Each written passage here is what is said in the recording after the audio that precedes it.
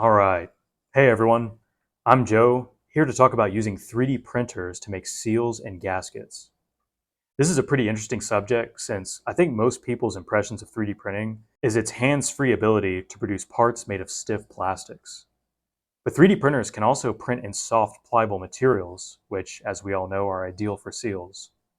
And as we'll see later on in this webinar, you can still make seals using those stiff plastics if you get pretty creative.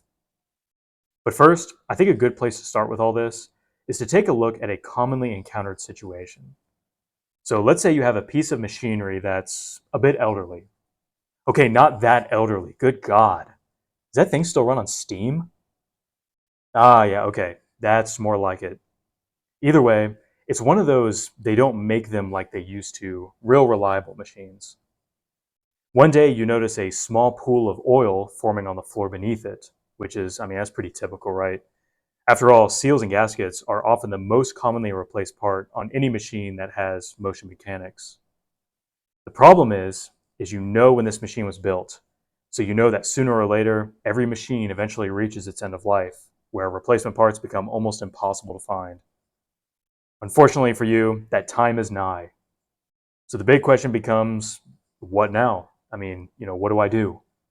The modern versions of this machine are good, but Lord, are they expensive, especially compared to some dinky seal. So I don't want to just up and replace the whole unit. So the question becomes, how do I get a replacement seal? Well, let's take a look at some of our options. For one, we can outsource this seal, but that's going to be pretty costly considering this is a one-off. Not to mention, outsourcing usually takes time. You always have to remember the service triangle when outsourcing. If you want it to be good and cheap, it's not going to be fast. The other option is we can water jet or hand cut a seal from a sheet of silicone or urethane rubber, but that's dependent on having a sheet of the right thickness and the right material properties. Let's say if it's a high temperature application, well, this is going to require a special material. Plus, there are man hours associated with this operation. This is labor that is being taken away from revenue generating production. Our third option that comes to mind is we can machine a mold to cast a two-part mixed silicone or rubber, or we can use a benchtop injection mold machine with TPU pellets. The issue with this, though, is that this is dependent on having two expensive and/or unique pieces of equipment in-house. And, like we saw in the previous option, there are man hours associated with this to get all of this set up and run. This is not really ideal. So it kind of looks like we're stuck between a rock and a hard place. But what if I told you that you could make this seal quickly, inexpensively, and in an almost entirely automated way? That's right. There's no secrets here. As you saw from the title of this webinar, you can use 3D printing to free yourself from this bind. And there are a number of ways we can use 3D printing to produce this seal and seals in general. Let's take a look at these. Our first option is probably the most intuitive method. We can simply print the seal using a soft, pliable material. The most common material of this type is TPU, or thermoplastic urethane, printed on an FDM-style printer like our Markforged printers. Its short hardness is usually around 90A to 95A. But we're not just limited to this. There are other soft, pliable materials available on other printer tech, like SLA or resin printers. Our Formlabs printers have several options. There's silicon 40A, which is a pure silicon material, elastic 50A, and flexible 80A. Formlabs also makes an SLS printer called the Fuse 1, which can utilize powderized TPU to produce seals as well. And then we have our second option, which is where we get pretty creative, using our more commonly printed stiffer plastics to produce tooling to create the seals that we need. And trust me, this is not as complicated as it sounds. The two tooling methods that come to mind are creating a die cutter and creating a mold. So the big question here becomes, how do we decide on which method is best? Should we just print the seal, or should we make tooling to then create the seal? Well, it depends on the application. And this is a good segue into the section of this webinar where we showcase how we use 3D printing to solve some of our seal problems. It was just a seething mass of sea lion noise and smell. and smell. Yeah, thankfully we don't have to deal with that kind of seal problem over here on the East Coast. In this section, we'll explain our thought process for the method we chose and take a look at how well the seal we made performed. So let's start with a simple application first.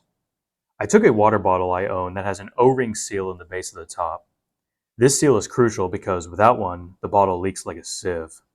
I was forced to experience this when I took this bottle to school once, not realizing the seal had come off in the dishwasher. Why do I feel wet? Yeah, not pleasant. But if I wanted to replace this seal, or maybe I'm a new product manager prototyping this bottle and I need a seal made for a leak test, I can easily go about printing one. There's no strict mechanical property that's going to prevent me from printing, so it's my first choice. It's the fastest, cheapest, and most automated option. But should I opt for printing the seal in TPU or in one of those SLA resins like flexible ADA? Honestly, it doesn't really matter which you choose. The Markforged printers print TPU exceptionally and reliably well, and Formlabs printers are really affordable with a huge range of materials that are all carefully tuned to produce great prints. Can't go wrong. Therefore, I printed one seal in Smooth TPU 95A from Markforged on our X7 and one in Flexible ADA on our Form 4. The nice thing about FDM printing with Markforged is the printing process is really easy. Just orient the part on the build platform, double check your settings, which the defaults are perfect for like 90% of applications, and then print. What you see here isn't the seal for this bottle, but instead is a seal for a Vespa gearbox. And in the center, there's a plug that you'll learn more about later in the webinar. And here's the part ready for action. Before we test it though, let's get our flexible ADA seal printed. SLA is a bit more involved than FDM, but Formlabs makes it easy and their prints are gorgeous. The parts look injection molded, they're almost perfectly isotropic, and the material range is incredible. When it comes to slicing your part, there are some interesting differences compared to FDM. First, printing straight on the build platform is not recommended. Since the part is curing against the bottom of the tank film and peels off with each successive layer, we want to angle our parts to minimize the cross-sectional area across the entire print process, thereby minimizing the risk of a print failure. Second, SLA uses light touch localized supports rather than the accordion style supports you see in FDM. This helps provide a cleaner surface. With the part set up properly, let's send the print job. Since flexible ADA is a transparent blue resin, the printing process looks really cool.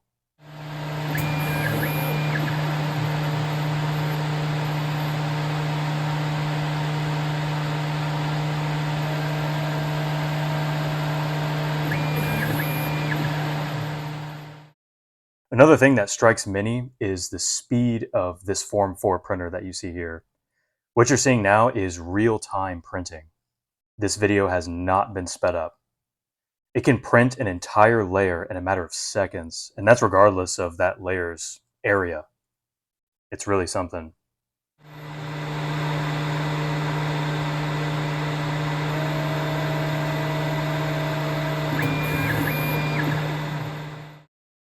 And here are the parts after printing. The other two parts next to the O-ring are for a later application, so we'll talk about that later. Just stay tuned for that. Since there's some uncured liquid resin on the parts and on the build platform, we need to run everything through the wash. Our Wash L that you see here has a build platform mount, so you can simply wash the build plate and the parts simultaneously. The mount is compatible with the Form 3 and 3L build platforms, but not for the Form 4. That wasn't a problem for us though, because we just used our Markforged printers to print adapters that are compatible with the Form 4's build platform. And here are two different versions that work really well. The wash contains a solvent, usually isopropyl alcohol, agitated for a set amount of time that you preset using the UI. Time begins when the platform lowers and then lifts when the time ends, so it's really nice and automated. Since there are some finer features on these parts that I wanted to clean, I inserted the build platform on the table mount and used the scraper to remove the parts. Using some leftover isopropyl alcohol in a squirt bottle, I hosed down the parts to remove any residual uncured resin, particularly in those internal channels. Then I placed them in the wash basket for drying, usually with some forced air to kind of accelerate this process. On our Markforged printer, I printed a tripod adapter for our box fan that works really well. And between the adapters for the Form 4 build platform and this adapter for our box fan, it kind of reminds me of a webinar that I did earlier this year where I used basically 3D printing to attach anything to anything. I mean, it's really the party piece of 3D printing, and that webinar is pretty interesting, so you should check that out if you get a chance. Now, I read on the Formlabs forums that it's recommended to let flexible ADA parts dry for 12 to 24 hours before curing them. I think flexible ADA absorbs IPA really easily, causing some dimensional distortion, so I left the curing for the next day. And curing is the easiest part of this whole process. Simply select the cure profile from the material list using our curel that you see here. Then you just place the parts on the glass turntable and walk away. You'll notice that the parts have the supports still present during curing. I tend to recommend this as it helps to ensure dimensional stability during the cure process. After curing, we have to remove the supports. Just go about the part using some flush cutters. It's really not too difficult. And here is this finished seal made with our flexible ADA material from Formlabs. All right, now time for the main event, the testing. Let's first install the TPU seal that we printed on our Markforged printer and see how it performs. By the way, Markforged TPU comes in both white and black. I just chose white since it shows up better against the black top. Now it's time for the shake test.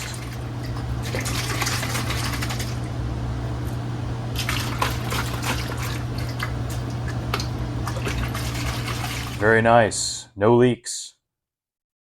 Okay, so that passed. Now let's see how well the flexible ADA seal performs.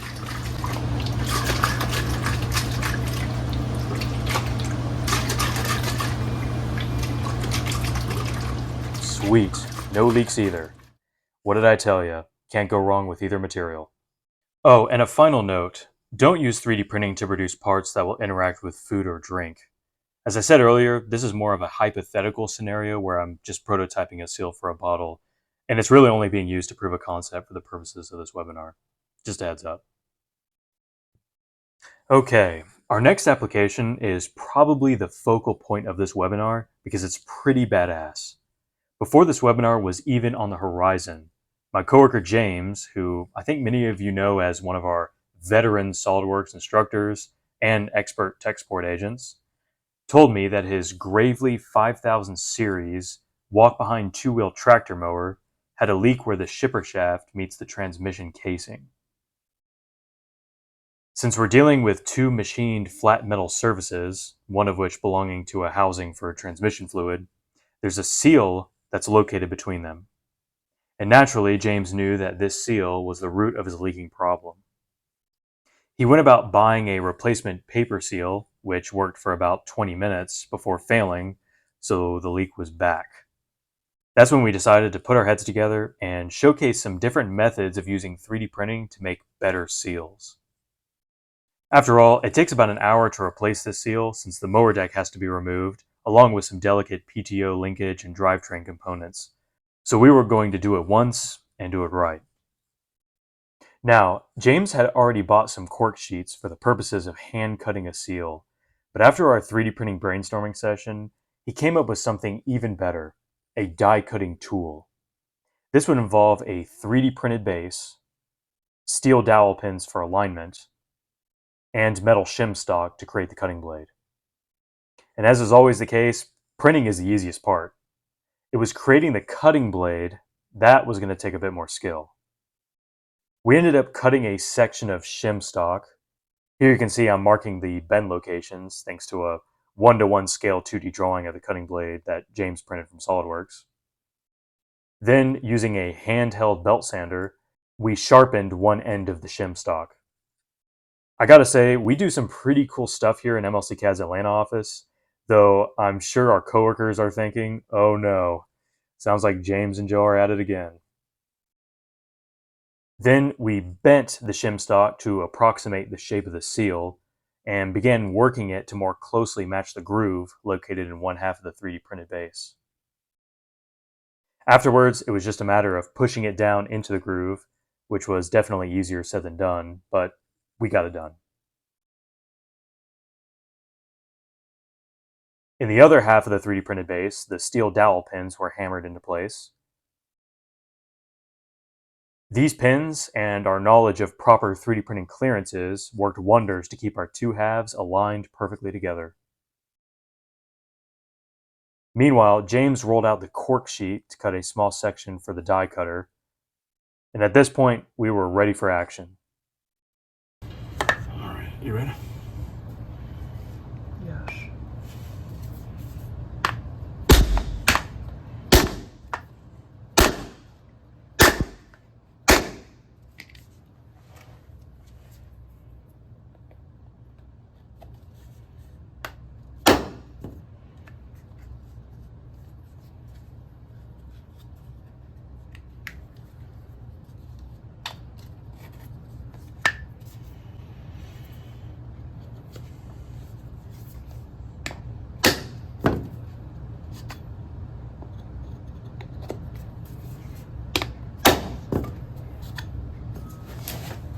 You still good? Yep.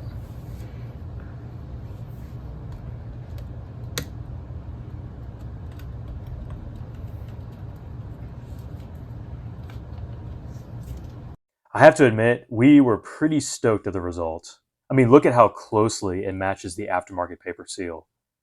That's pretty awesome. We were really happy with this result, but our thirst had not quite been quenched.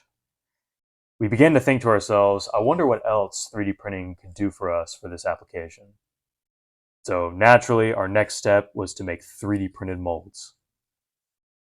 3D printed molds are pretty incredible. Traditionally, mold making is a very time-consuming and expensive process using CNC machines and EDM.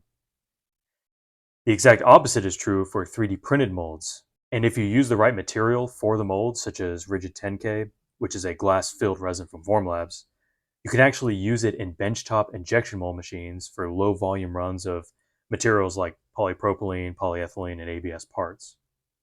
Molds also allow you to expand your material capabilities. Let's say you need a part made of a soft rubber, but it needs to withstand temperatures of over 400 degrees Fahrenheit. Well, I don't know too many soft, pliable 3D printed materials that can handle that condition long term, so you might be tempted to turn down this application. But with 3D printed molds, we're still in the game. And that's exactly what we thought. After a bit of research into Smooth-On's library, we found our material, Mold Max 60. You'll notice that Mold Max 60 is a tin cure silicon rubber. This is important because platinum cure silicon rubbers can actually experience cure inhibition if resin prints are not cured properly. I didn't want to take the chance, so tin cure it is. Another reason I went with Mold Max 60 is because I really like working with Smooth-On. They have a huge material library and their products are pretty easy to use. And we happen to have the benefit of having a Smooth-On dealer in the area, thanks to all the movie business south of town. Reynolds Advanced Materials hooked us up with our Mold Max 60 trial kit, and we received it the next day. Meanwhile, James was busy in SolidWorks modeling up the two molds we'd be using.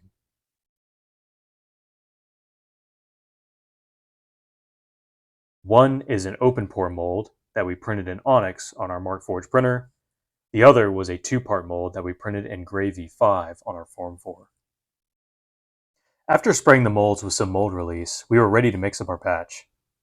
MoldMax 60 has a 100A to 3B mixing ratio by weight, so you gotta be a bit precise for this. We carefully poured 1 gram of B to 33 grams of A, and then we mixed them together. The open pour was a little bit hairy since we didn't add a pour spout, so we did the best we could just using the tip of our mixing skewer for a more controlled pour. Besides, the excess will just form up as flashing that can be easily cut away, so it's not really a big deal. For the 2-part mold, I clamped the 2 halves together, aligning them with the same steel dowel pins we used for the die cutter. And then I used a 60cc syringe to inject the MoldMax 60 into our injector port. It was really cool to see the excess coming out of the vent holes, because that's when you know things are going well.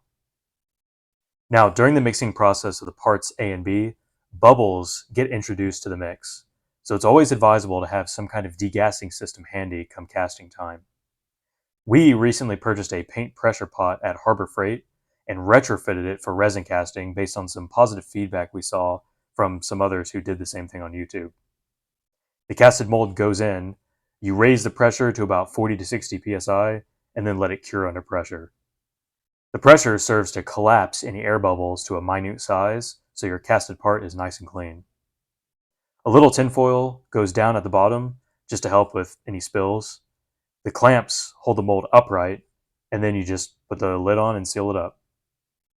When you go to pressurize the pot, slowly turn the valve to gradually increase the pressure and watch the gauge to avoid overpressurization. Here you can see we let it settle to around 44 psi. And after that, it's really just a waiting game. I think MoldMax 60 has a cure time of 24 hours. So we put it in around like 10:45 a.m. and just came by 11:30 the next day in the morning to degas it and check it out. All right, so now that time is here. Moment of truth. Time to demold, which is always exciting. Here, James is demolding our open pour mold, and thanks to that mold release spray, it's coming out quite easily. Mold release spray is especially critical for molds made with FDM printers, since the casting material can really grip into those print lines, almost like how sanding improves bonding strength when gluing 2 faces together. And here's the finished product. Off camera, James just peeled away the flashing with his fingers. Taking a look at our pressure pot, you can see the pot only lost about 2 psi over the course of 24 hours. I mean, that's good enough for me. And just like how we slowly pressurize the pot, it's always recommended to slowly depressurize the pot, just to avoid things flying around in there under a rapid pressure change. James used a small flathead screwdriver to peel open the halves of the mold, which he did very well. I'm beginning to think James misses calling to be an oyster shucker. Joking aside though, it's a lesson learned here for us. Consider placing a groove in CAD for tool insertion during demolding just to make things a bit easier for you. I mean, after all, not all of you can have James around. And like the open pour mold, we experienced a bit of flashing here, but it's so ethereal that James can just simply remove it with his fingers. And here's the finished product. We were both very pleased with this result. And here are all the seals we made for this Gravely shipper shaft application. We have the purchased paper seal over there in the upper left, a seal James had hand cut, some printed versions we made off camera, and the molded and die cut seals you just saw. We printed 2 seals in flexible ADA because we used 2 different orientations. The top was printed directly on the build platform, and the one just beneath that was printed at an angle.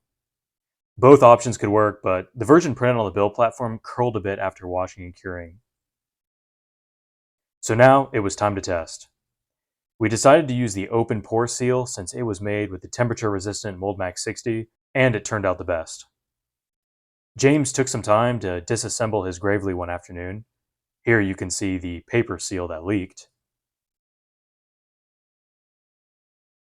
And there's the seal we made. It mated just fine with the shipper shaft and transmission casing. And since it's only 60A shore durometer, it squishes down really nicely when compressed, so we know it'll form a pretty nice seal. And after over an hour of disassembly and reassembly, here's the finished product. It's like it's meant to be there. After bolting everything back up, James took the Gravely for a test run, cutting a section of his yard. Everything appeared to be going okay, and the Gravely was running like new. About a half hour later, after the entire section had been cut, James brought it back to see how the seal was doing.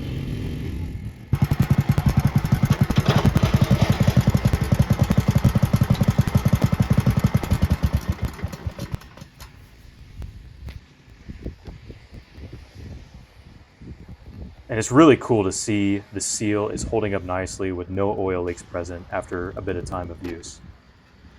I guess we can add expert mechanic and landscaper to the long list of James's specialties. Truly the jack of all trades. Nice work, James. All right, we're almost done here. I just wanted to briefly cover 3 other applications we came up with. The first is simply using our 3D printed flexible materials to make looks like, feels like prototypes. We demonstrated this using the Gray Pro electrical connector demo part from Formlabs. Since seals are often found in these connectors, I went about printing them in TPU on our X7 and in flexible ADA on the Form 4. You might remember seeing these on the build plate next to the water bottle's O-ring seal. I printed them in 2 different orientations just to see how each would perform. And the good news is that all of them perform very well.